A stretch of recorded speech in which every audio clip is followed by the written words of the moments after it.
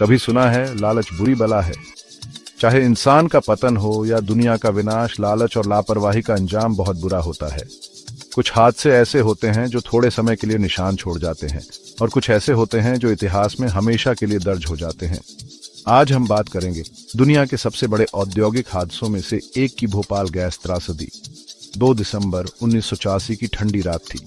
भोपाल मध्य प्रदेश की राजधानी के लोग चैन की नींद सो रहे थे। उन्हें क्या पता था कि उनकी जिंदगी हमेशा के लिए बदलने वाली है। 15 साल पहले भोपाल में एक नया कारखाना खुला था। इससे स्थानीय लोगों को बहुत खुशी हुई थी, जिन्हें नौकरियों की सख्त जरूरत थी। Union carbide India limited UCIL एक कीटनाशक बनाने वाली कंपनी थी और लोग स्थिर आय के लालच में वहां काम करने के लिए टूट पड़े। लेकिन पर्दे के पीछे लालच और लापरवाही का बोलबाला था। मशीनों की देखभाल अक्सर नजरअंदाज कर दी जाती थी और श्रमिकों की सुरक्षा कोई प्राथमिकता नहीं थी। कंपनी एक बहुत ही खतरनाक रसायन बनाती थी जिसे मिथाइल आइसोसाइनेट MIC कहते हैं, जो पानी के साथ मिलकर बहुत तेज प्रतिक्रिया करता है। ये शहर के बीचों बीच एक टाइम बम की तरह था। उस भयानक रात को लगभग आधी रात के आसपास लोगों को बेकाबू खांसी होने लगी। उनके मुंह से खून आने लगा और जब उन्हें एहसास हुआ कि कुछ बहुत गड़बड़ है तो दहशत फैल गई। प्लांट से MIC गैस लीक हो गई थी और 8 किलोमीटर के दायरे में फैल गई थी। सांस लेना लगभग असंभव हो गया था और लोग अपने घरों से भागने लगे, लेकिन सड़कों पर ही गिर पड़े। उसके तुरंत बाद का दृश्य भयावह था। हजारों लोग कुछ ही दिनों में मर गए और 5 लाख से ज्यादा लोग स्थायी रूप से घायल हो गए।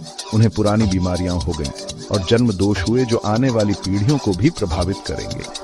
और ये दुःस्वप्न यहीं खत्म नहीं हुआ। जो लोग बच गए वे पहले से ही अपने नुकसान और सदमे से जूझ रहे थे। उन्हें लंबे समय तक स्वास्थ्य समस्याओं और पर्यावरण प्रदूषण, खासकर भूजल प्रदूषण का सामना करना पड़ा। कंपनी की प्रतिक्रिया न्याय का मजाक थी। UCIL की मालिक कंपनी यूनियन कार्बाइड कॉरपोरेशन ने MIC की विषाक्तता के बारे में महत्वपूर्ण जानकारी छुपाई। 1981 में $47 करोड़ का समझौता हुआ, जिसे पीड़ितों ने बहुत कम माना, और 2008 में यूनियन कार्बाइड को खरीदने वाली डॉव केमिकल ने जिम्मेदारी लेने से इनकार कर दिया। लेकिन न्याय की लड़ाई जारी है। संभावना ट्रस्ट क्लिनिक और चिंगारी रिहैबिलिटेशन सेंटर जैसे समूह पीड़ितों को चिकित्सा देखभाल और वकालत प्रदान करते हैं। हाल के वर्षों में अमेरिकी कांग्रेस महिला रशीदा तलीब और अन्य लोगों ने डॉव केमिकल पर अदालत के सम्मन का जवाब देने के लिए दबाव डाला है। भोपाल की कहानी कॉरपोरेट लालच और लापरवाही के विनाशकारी प्रभाव की एक कठोर याद दिलाती है।